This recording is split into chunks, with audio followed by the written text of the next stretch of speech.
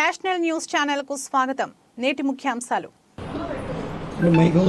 ఈరోజు అనంతపురం నగరంలో ఎంజీఓంలో ప్రేమ్చంద్ సార్ గారు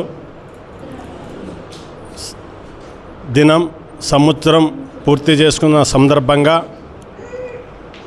ముందుగా వారి కుటుంబానికి, వారి అభిమానులకు అందరికీ కన్నీటి శోకంతో ఉద్యమ నమస్కారాలు తెలియజేసుకుంటున్నాం. ఎందుకంటే అనంతపురం జిల్లాలో ఎక్కడో పుట్టి ఎక్కడో వచ్చి అనంతపురం జిల్లాలో కరువు పైన ఆ రోజు 1996లో మాకు పరిచయం అయ్యాడు. పరిచయం అయిన తర్వాత మాకు ఏదన్నా ఒక సంఘం పెట్టండి, మీరు ఒక సంఘం ద్వారా మీకున్న లక్ష్యము నెరవేరుతుంది అని చెప్పి చెప్పడంలో మొట్టమొదటి వ్యక్తి ఎవరన్నా ఉన్నారంటే ప్రేమ్చంద్ సార్ గారు. ఎందుకంటే ఆయన అప్పటికే పుస్తకాలు రాస్తున్నాడు, కవితలు రాస్తున్నాడు, ఎంతోమంది మేధావులతో సంబంధాలు ఏర్పాటు చేస్తున్నాడు. అప్పుడు అన్వేషించాడు, రాయలసీమ కరువుని తొలగించడానికి మార్గాలు ఏమని చెప్పి అన్వేషిస్తున్నాడు. అటువంటి సమయంలో 95లో నాకు పార్టీ నుంచి బయటకు వచ్చిన తర్వాత, పీపుల్స్ వార్ పార్టీ నుంచి 96లో మమ్మల్ని కలవడం జరిగింది. కలిసిన తర్వాత ఒక పట్టదాలున్న వ్యక్తులు కావాలా అని చెప్పి వేరే వాళ్ళతో, కేసీ ఆంజనేయులు అని వాళ్ళతో అన్నప్పుడు మన రజిక బిడ్డ శ్రీరాములు ఉద్యమాల్లో పనిచేసి వచ్చినాడు, ఆయన ఇప్పుడు ఉన్నాడు, ఒకసారి ఆయనతో కలిస్తే బాగుంటుందని చెప్పడం జరిగింది. చెప్పని వెంటనే మమ్మల్ని కలవడం జరిగింది. కలిసిన తర్వాత నేను అక్కడికి ఉద్యమం ఆగిపోయినాను అనుకున్నాను. ఇంకా ఎందుకంటే ఇంక బయటకు వచ్చినాక ఇంకేం ఉద్యమం ఉంటుంది మాకే అని చెప్పి. అటువంటి సమయంలో నా జీవిత ప్రయాణానికి ఒక మలుపు తిప్పిన వ్యక్తి ఎవరైనా ఉన్నారు అంటే ఆ రోజు నాకు ప్రేమ్చంద్ సార్ గారే. మరి ఏ ప్రేమతో నన్ను ఆదరించాడో కానీ, ఏ సమయంలో నన్ను కలిశాడో కానీ, మరి ఆయన నోటి నుంచి ఈ కరువు తీరాలని చెప్పి ఏ సందర్భంలో అనుకున్నాడో కానీ తెలియదు. మరి ఆ రోజు ఒక రాయలసీమ సంఘర్షణ సమితి అని చెప్పి స్థాపించడం జరిగినది. మరి ఆ రాయలసీమ సంఘర్షణ సమితికి ఆయన గౌరవ అధ్యక్షులుగా ఉంటూ నన్ను అధ్యక్షులుగా పెట్టాడు. మరి అదేవిధంగా కేసీ ఆంజనేయుల్ని సలహాదారులుగా పెట్టాడు. చాలామంది ఆ రోజు 21 మందితో కమిటీ ఏర్పాటు చేశాడు. అదే కృష్ణకళ మందిరంలో పెద్ద బహిరంగ సభ పెట్టి, ఆ బహిరంగ సభలో ఆ రాయలసీమ సంఘర్షణ సమితి ప్రకటించి కరువు ఎలా తొలగుతుందని చెప్పి మాకు ఒక దిశ నేర్పిన గురువు ఎవరైనా ఉన్నాడంటే మాకు ప్రేమ్చంద్ సార్ గారు. ఎందుకంటే మాకు తెలియదు అప్పుడు ఈ రాయలసీమకి నీళ్ళు ఎక్కడి నుంచి వస్తాయో కూడా మాకు అవగాహన లేదు. అటువంటి సందర్భంలో నన్ను తోలుకొని దరూర్ పుల్లయ్య సార్ దగ్గరికి వెళ్ళడం జరిగింది.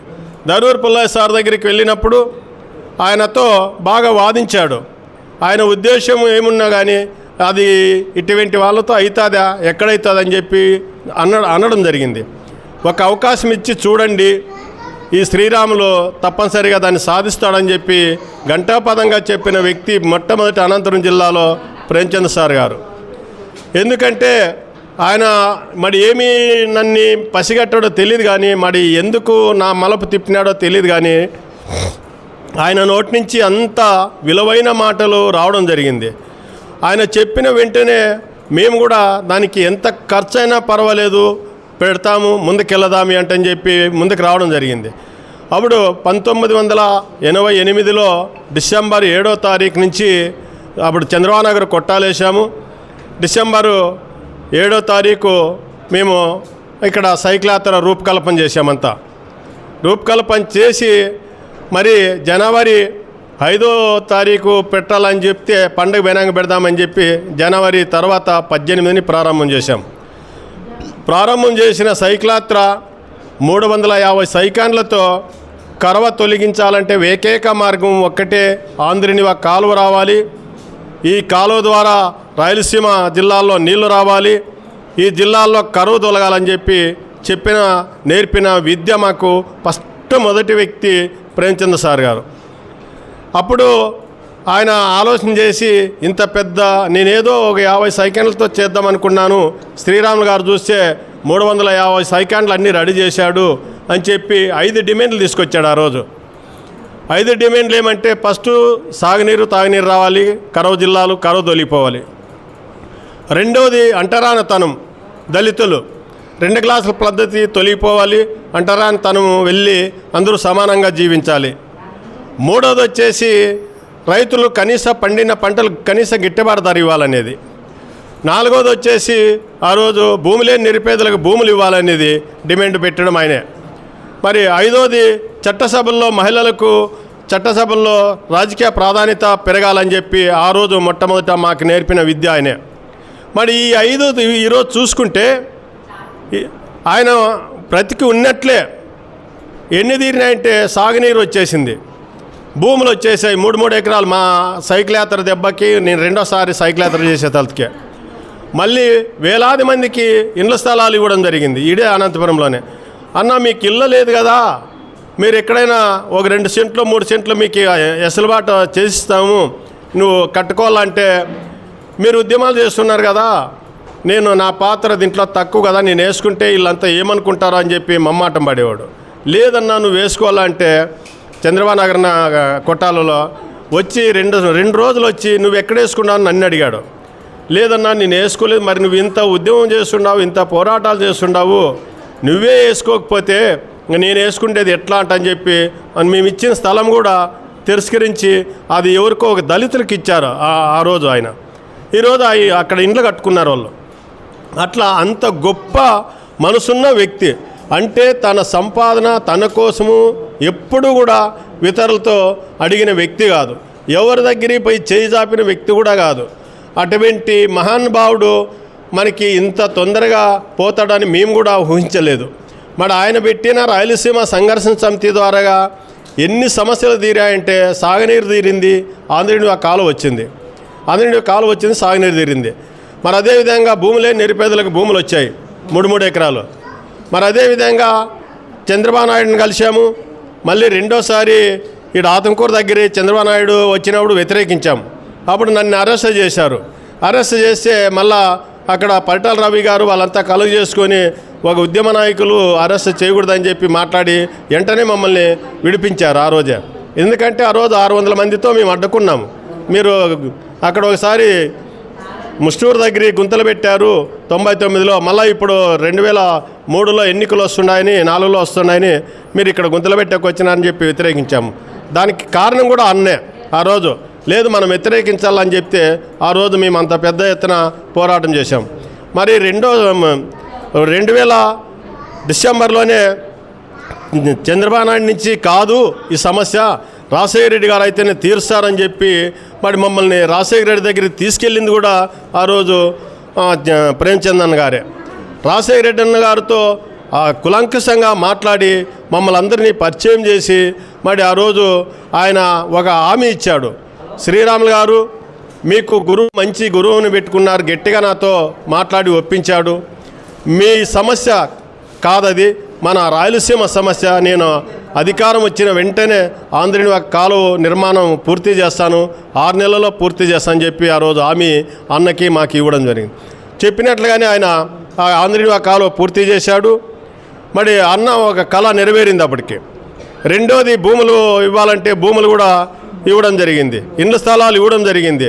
కాబట్టి ఎప్పుడు దళితుల కోసము, అణగారిన కులాల కోసము, వెనకబడిన జాతుల కోసము ఈ సమస్యల మీదే నిరంతరంగా పనిచేశాడు. మాలాంటి వాళ్ళని ఎంతోమంది ప్రోత్సహించాడు, మాకి ఎంతో ఒక ఊపునిచ్చాడు. మరి అన్ని రకాలుగా చేసిన వ్యక్తి మా ముందర లేకపోవడము మేము ఆ రోజు జీర్ణించుకోలేక ఎంతో బాధపడి 2 రోజులు మేము అన్నము ఆహారము వదిలిపెట్టి ఆయన ఇచ్చిన పుస్తకాలన్నీ తిప్పేయడం జరిగింది నేను. అట్లా ఆ రకంగా ఉన్న వ్యక్తి ఈరోజు ఇక్కడ కుటుంబ సభ్యులంతా వచ్చి ఎవరెవరినో పట్టుకొని పాపము ఇక్కడ ఇంత పెద్ద ఎత్తున ఇక్కడ సంవత్సరం దినం చేసుకోవడం నిజంగా ఆ కుటుంబానికి నేను ప్రత్యేకమైన ధన్యవాదాలు తెలియజేస్తున్నాను. ఎందుకంటే వాళ్ళకి ఆస్తులు ఇవ్వలేదు, కానీ కుటుంబానికి ఒక మంచి పేరు ఇచ్చిపోయినాడు అన్న. ఆ పేరు ఎట్లా పేరు అంటే, ఈరోజు మేము ఎక్కడో ఉండేవాళ్ళం నాకు తెలిస్తేనే ఆదిక్క ప్రోగ్రాం, అంత పెద్ద ప్రోగ్రాం ఉన్నా కూడా దాన్ని క్యాన్సిల్ చేసి నేను పైన కూర్చొని నేను దిగి ఇక్కడికి రావడం జరిగింది. అంటే అంత అభిమానించే వ్యక్తులు మేము. కాబట్టి మేము ప్రతి సంవత్సరము కూడా ఆయన కుటుంబ సభ్యుల్ని దగ్గర పెట్టుకొని మేము ఇలాంటి జయంతి ఉత్సవాలు కానీ తప్పనిసరిగా మా సంఘాల ద్వారా జరుపుతాము. ఇప్పుడు నేను ఆయన వేసిన విత్తనము ఈరోజు మంచి పొజిషన్లోకి వెళ్ళిపోయినాను ఉద్యమపరంగా. ఈరోజు బీసీ సమన్వయ కమిటీని ఆంధ్రప్రదేశ్లో ఏర్పాటు జరిగినది. దానికి రాష్ట్ర అధికార ప్రతినిధిగా నన్ను నియమించడం జరిగింది.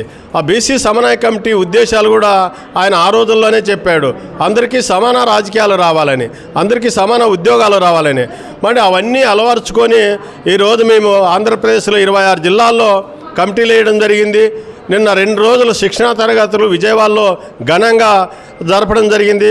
మన ఆ శిక్షణా తరగతులకి ఒక్కొక్క జిల్లా నుంచి 6 మంది రావడంతో 150 మంది దాటిపోయారు అక్కడ. మరి 2 రోజులు ఆ కార్యక్రమం జరిగిందంటే మరి ఆయన అందరికీ రాజకీయం రావాలన్నాడు కదా, ఆ పదము నాలో ఎక్కడో దాగి ఉన్నది. మరి ఈరోజు రగిలించింది నన్ను. కాబట్టి ఆయన నాకు ఏ యుద్ధం అయితే నేర్పాడో అవన్నీ కూడా కంప్లీట్ అయ్యేటట్లున్నాయి. ఆయన చెప్పిన విధానాలన్నీ కూడా అయ్యేటట్లున్నాయి. ఆయన నోటి నుంచి భగవంతుడే పలికించాడేమో అని నాకు ఇప్పుడు ఆశ్చర్యం అవుతుంది. ఎందుకంటే సాగునీరు అన్నాడు, అవి వచ్చేసాయి. భూములు అన్నాడు 3 ఎకరాలు దళితులకి, అవి వచ్చేసాయి. మరి అదేవిధంగా ఇండ్ల స్థలాలు లేని వారికి ఇండ్లు అన్నాడు, అవి మా సమక్షంలో ఉన్న 6-7 వేల కుటుంబాలకు ఇవ్వడం జరిగింది. మరి అదేవిధంగా ఈ రైతుల సమస్యల మీద ఎన్నో పోరాటాలు, దాదాపు 52 మండలాల్లో పాల్గొని రైతుల గురించి మాట్లాడి మాకెంతో ఒక ప్రోత్సాహం ఇచ్చి మాకెంతో ధైర్య సాహసాలు నేర్పి మమ్మల్ని ఉద్యమాన్ని నడిపించిన వ్యక్తి, మొట్టమొదటి వ్యక్తి నాకు అనంతపురం జిల్లాలో ఎవరైనా ఉన్నారంటే ఒక ప్రేమచంద్ సార్ గారు అని చెప్పి నేను గర్వంగా చెప్పుకుంటున్నాను. మరి ఈరోజు నాకు ఇంకా అంత ముందు తెలిసింటే ఈ కార్యక్రమం ఇట్లా ఏదో 60-70-100 మందితో కాకుండా నేను ఒక 300-400 మందిని ఇక్కడ పిలిపించి పెద్ద సభగా ఏర్పాటు చేసి నేను కూడా దాంట్లో ఎంతో కొంత పాత్రదారుడయ్యి ఎక్కువగా ఖర్చు కూడా పెట్టుకునేకి ఉండే అవకాశం ఉండే. నాకు తెలియదు కాబట్టి నాకు ఇప్పుడు ఈ వచ్చే సంవత్సరం ఘనంగా చేస్తామని చెప్పి ఆయన ఏవైతే చేశాడో, ఏవైతే నేర్పాడో ఆ దాంట్లో ఆయన మాతో కలిసి చేసిన ఒక పుస్తకం కూడా మేము రిలీజ్ చేస్తామని చెప్పి ఈ సందర్భంగా తెలియజేసుకుంటున్నాను. ఆయన పేరు మీదే పుస్తకం చేస్తాం. నా పేరు శ్రీరాములు. ఆంధ్రప్రదేశ్ బీసీ సమన్వయ కమిటీ అధికార ప్రతినిధి, రాష్ట్ర అధికార ప్రతినిధిగా కొనసాగుతున్నాను.